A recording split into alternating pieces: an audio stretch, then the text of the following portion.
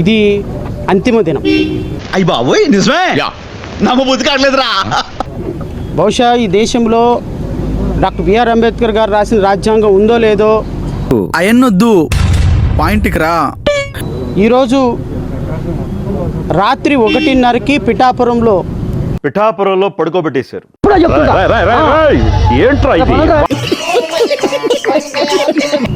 గౌరవ న్యాయమూర్తి గారు సుదీర్ఘమైనటువంటి వాదనలు విన్న తర్వాత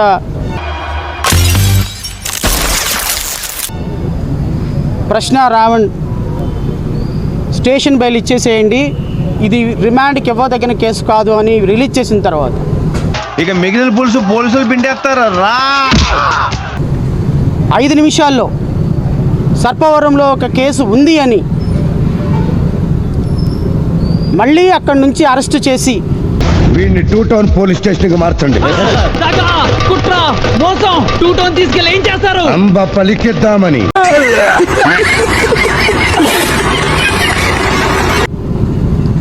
వాళ్ళ భార్యకి ఇన్ఫర్మేషన్ ఇవ్వకుండా ఈరోజు కాకినాడ కోర్టులో ప్రవేశపెట్టారు. అరే పెద్ద సమస్య వచ్చి పడిందే, ఇప్పుడు ఏం చేద్దాం?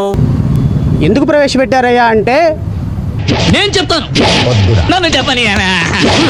పవన్ కళ్యాణ్ గారు చెప్పి తగలడు. పవన్ కళ్యాణ్ చెప్తాడు కదా, అలాగే తొక్కి నారతిస్తారు కొడక. డైలాగ్ చెప్పడం కాదు రాయ్, చెప్పిన దాని మీద నిలబడాలి, నిలబడి చూపించాలి. I stand on my statements. ఒక్క పదం కూడా, ఒక్క మాట కూడా, ఒక్క అక్షరం కూడా నేను వెనక్కి తీసుకోను, ఒప్పుకోను. ఈ పాటికి మా వాళ్ళు లాయర్ని తీసుకుని అన్ని రకాల ఫైల్ పేపర్స్ తో వస్తూ ఉంటారు. గౌరవ లేదు, తొక్కలేదు. పవన్ కళ్యాణ్ మండుతున్నట్టుంది. పవన్ కళ్యాణ్ నియోజకవర్గంలో కసకసలాడిస్తూ ఉన్నారు.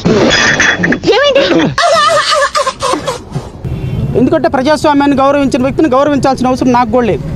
కొంచెం హైట్ తీసుకోండి సార్, హైట్ తీసుకోండి సార్.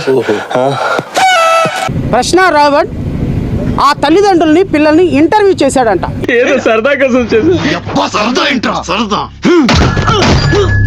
ఒక జర్నలిస్ట్ పని ఏంటండి? అతను జర్నలిస్ట్గా వచ్చి ఆ పిల్లల ఇంటర్వ్యూలు పక్కనే ఉన్నటువంటి తల్లి ఇంటర్వ్యూ తీసుకున్నాడు. అది తప్ప? అది నేరమా? ఓ ఇంగ్లీష్ కవి ఏమన్నాడో తెలుసా? ప్రపంచం అంతా ప్రశాంతంగా ఉంటుంది ఒకటి పని చేస్తే. పక్కనోటి పనుల్లో చేయి దూర్చి ఆయన ఇబ్బంది పెట్టి ఇది పెట్టి మనం చేయక.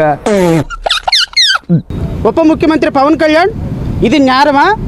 నిన్న మీరు మాట్లాడినటువంటి సుత్తపుస కబుర్లకి ఈ రోజు పెట్టినటువంటి కేసుకి ఏమైనా సంబంధం ఉందా? అది మర్చిపోలేని సంబంధం. ఆ సంబంధం ఏంటో చెప్పావు. వచ్చారు, దాన్ని ప్రమోట్ చేశాము, దాన్ని చూపించారు. అది తప్పంటండి. ఆ రోజు పొలంలో ఆడెవరితో చూపించావు, అప్పటి నుంచి నా లైఫ్ రివర్స్ అయిపోయింది. మీరు ఒక్కటే గుర్తుపెట్టుకోండి, మీ ప్రభుత్వాలు శాశ్వతం కాదు. లైట్ తీసుకో.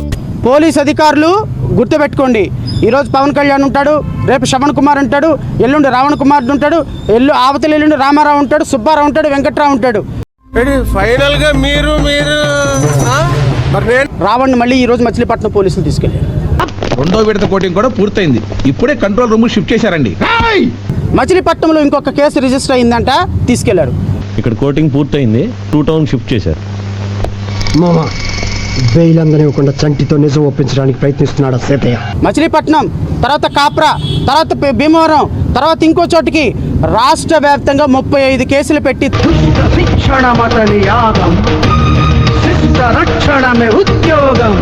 నేను గౌరవ మాజీ ముఖ్యమంత్రి గారిని కూడా వినయపూర్వకంగా కోరుతున్నా, this is a time to fight together. ఇప్పుడు నాకు అర్థమైంది, నేను ప్రేక్షకుణ్ణి, మీలో మీరు కొట్టుకొని చావండి, నన్ను ఎంటర్టైన్ చేయండి, అంతే. మీరు మాలాంటి వాళ్ళందరినీ, చిన్న చిన్న వాళ్ళని కలుపుకొని పెద్దన్న పాత్ర పోషించాలి. పెద్ద నేనైతే చేయగలిగింది ఏమీ లేదు. ఈరోజు మేమే చుక్క చుక్క చుక్క రక్తపు చుక్కని పేర్చుకొని, అది నెత్తురు కాదురా జామ్ తలకు మాసిన చివరి వరకు కడ వరకు ఎంతవరకు పోరాటం చేయాలో అంతవరకు పోరాటం చేద్దాం. ఇంకొంచెం హైట్ ఉంటే పట్టుకోలేకపోయామో. నేను హైట్ పెరిగే మార్గం అయితే నీ బొట్టి. Like, share and subscribe to